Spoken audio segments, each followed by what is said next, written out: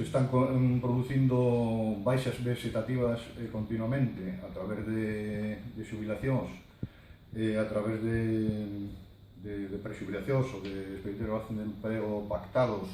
despedimentos colectivos, e, sin embargo, non se produce ningún ingreso. Os antigos sistemas que había de ingreso nas empresas ferroviarias, como escolas de aprendices, como militares en prácticas, etc., desaparecen a partir dos anos 80, e o único que se fai é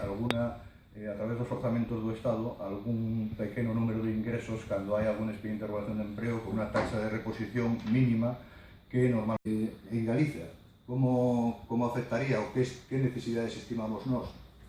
Estamos en torno, ahora mismo, nas empresas ferroviarias en Galicia, en torno a uns 1.300 traballadores,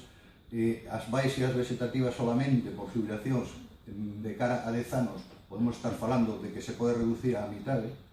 As necesidades que nós contemplamos en este momento en Galicia,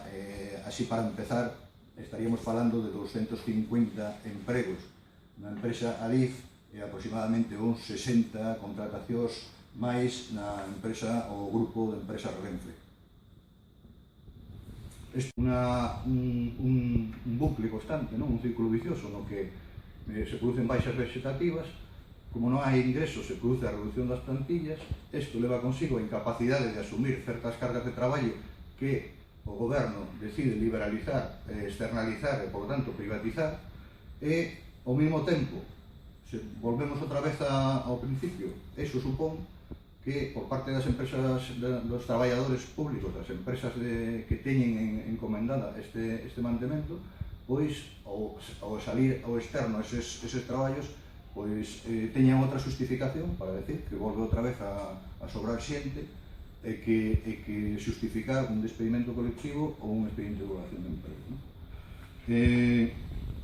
Ao final, que é o que está detrás de toda esta cuestión? O que está claro é que é unha política moi clara do goberno que tende hacia a liberalización, hacia a privatización, para poñer o negocio do ferrocarril público deste país, un ferrocarril público que é de todos, en más de las empresas privadas que o único que van a mirar va a ser o seu propio beneficio económico, por lo tanto van a poñer en perigo todos o servicio público ferroviario en aqueles lugares